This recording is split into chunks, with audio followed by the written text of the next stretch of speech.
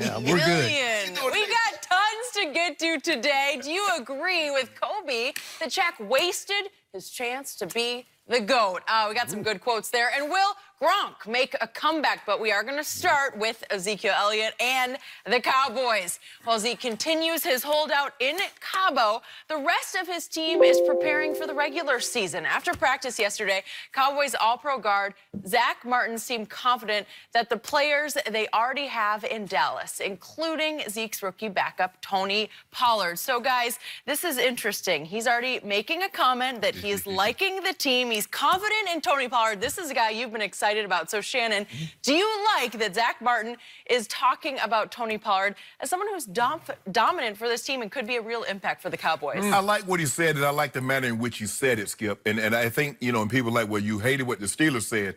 But let's look at what the Steelers said. They turned. Right. Let's look at what the Steelers said as opposed to what Zack Martin said about Tony Pollard. All right. Mike Pouncey said, Le'Veon is selfish. Yep. I guess it's Le'Veon over the Steelers. Yep. We're the Steelers. Ramon Foster says, he doesn't give a damn about us. We'll treat it as such. Yep. He's making 7 times what I'm making. I think it's Marquise Pouncey, right? Marquise, what I said? Not Mike. Go okay, ahead. Marquise Pouncey. Yeah, got it. You see what they I said, agree. Yep. And now you look at what Zack Martin said. Yep. Zack Martin says, look, we're approaching the season. And as a leader, this is what he's supposed to say, Skip. Yep. As a leader of this football team, we're getting ready to approach the season. Now, we're going to have to go to work with whomever we have. Yep. Now, I like the guy that we have back there. Do I like Zeke? I know what Zeke represents. But if Zeke's not here, we can't forfeit the season. We can't say, you know what? We don't have our best player, so we're just going to take these first couple of weeks off until we get him. He's trying to convey a message that, look, guys, I have confidence that when we go first game of the season and the Giants come to us, no matter who we have, we're going to be ready to play. We love Tony Pollard. We love what he's been able to do. But Zack Martin is fooling himself. If he thinks he can get to and win a Super Bowl without Zeke Elliott, he's fooling himself, Skip. He's not a bell cow back. There were 2 other guys on his own roster in college that had more carries than he did. Maybe that was the coach's fault. Seriously, I'm serious about that. But go ahead. But how about this here? The general rule of thumb is that when you scout a player and you bring him into your organization, you're going to try to find a way to use him the way they used him in college, and the reason why you fell in love with him.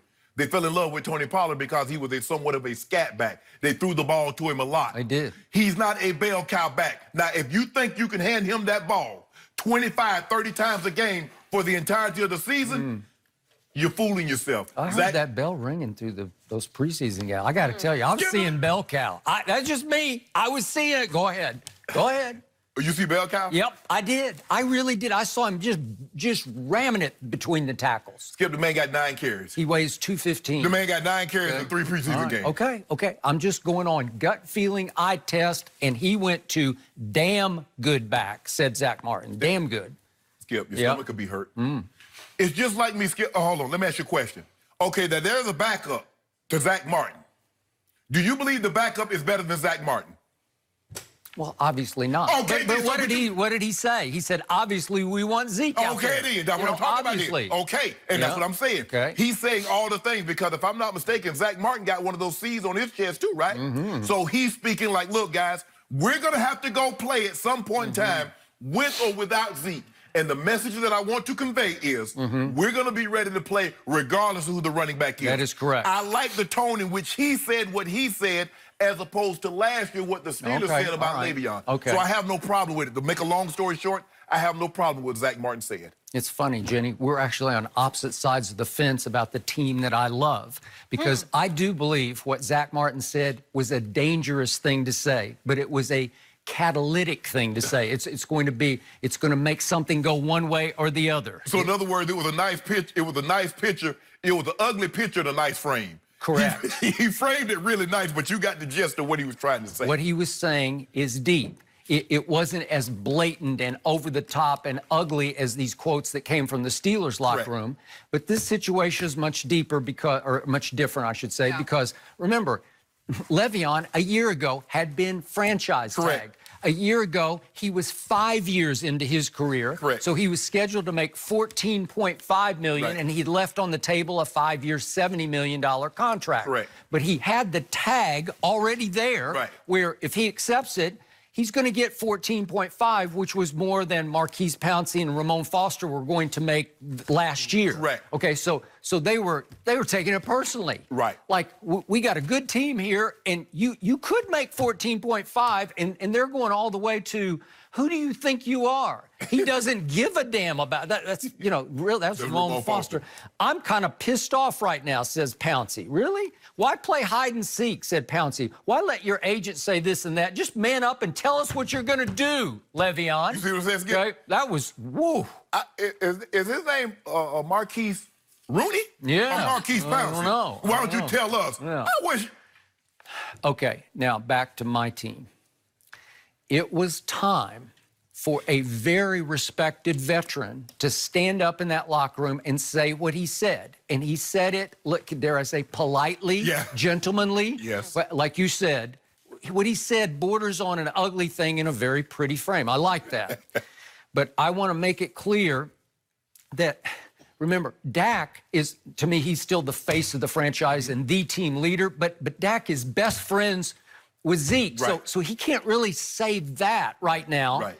But, hey, I don't know if people understand, Zack Martin is the most, to me, he's the most decorated player in that locker room right now, because you realize he's played 5 years in this league, and in his first 5 years, every year he made the Pro Bowl, and every year he made All-Pro, and not one player in the history of my team has ever started their career like that. Nope. Not one team. And they got 13 people in your Pro Football Hall of Fame, and nobody did that.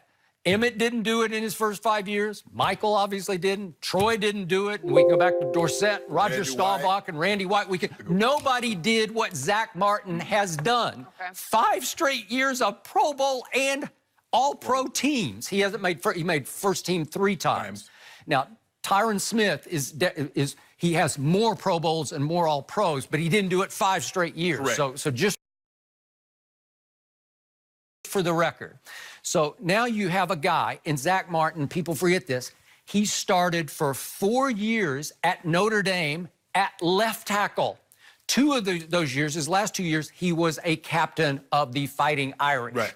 So he is leader, but he's a quiet leader. He rarely speaks. So when he speaks, my ears are wide open because he wanted to make a statement there that should get more publicity and more attention than it has gotten. So now we get to, this is right in your wheelhouse. We're getting to the double-edged sword that is pro football, or really pro any sport.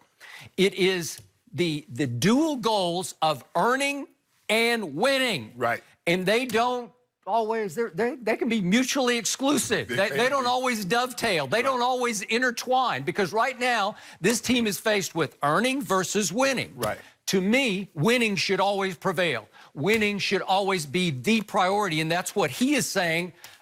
We got to pull back together right now because we got to win. So you tell me, in your career, what was more important, earning or winning? It's a hard call. It was. You hope you could do both. You really do. But see, the luxury that Zack Martin has and Tyron Smith had is that the Cowboys went to them and said, and they reset the market. Zack Martin was the highest paid guard in football. So I'm glad you brought that up. Just to be fair about this, he was 4 years in, Zeke's 3 years in, so they had picked up his option, but in the offseason before last season, they went to him and said, we want to make you the guy, and now he's playing right guard, he's not playing left tackle, but we want to make you the guy. And guess what they gave him?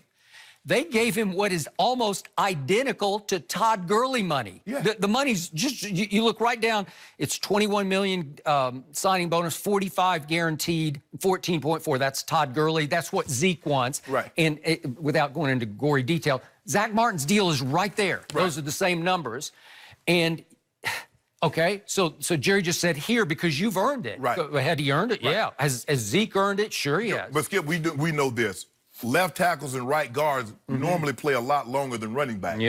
Even though they bang, they don't get brought to the ground with 300-pounders landing on them or 250-pound guys landing on them like a running back. So Zeke understands that his shelf life is a lot shorter than Tyron Smith, than Zack Martin's. And really all the other positions. Skip, I really don't have it because, like you said, I think he framed it in such a way. He's trying to instill confidence in Tony Pollard because he knows if Zeke's not there, Tony Pollard's going to have to pick up the slack. Not just running the football, but the number one thing that keeps running backs off the field in their rookie season is their ability to pick up the pass protection. Okay. And he got one time, he got that hit. I'm sure it's two games ago. Jerry brought that up. I'm sure Jason Garrett brought it to attention. Gary Brown, who's the running back coach. I'm sure everybody has brought that to his attention. Son, if you want to play in this league, you want to play for this team, you must protect that guy. Okay. Yet, he went too damn good. And I don't think Zack Martin is going to overstate anything, especially about a rookie fourth-round pick. So I told you, just use an eye test right out of the box. I told you the Monday after the draft, I think they got somebody because when I would see him play at Memphis, I watched 2 games last year, he caught my eye, but they were using him as like a slot receiver. Yeah. Occasionally at running back, but they mostly threw it to him as much as they handed it to him. But when he got a hold of the football, really good things started happening. So they think they got their Dak Prescott of running backs in the 4th round this year. Dak's obviously was a 4th-round pick, right? Correct. Okay, so now, to me, after watching the 3 preseason games so far, I've already concluded, I've been telling you, I see an NFL running back. I see a guy you can start and win games with. Alfred Morris, I never was sure about that. If they had to go in with an aging Alfred Morris against the Giants at home and at Washington,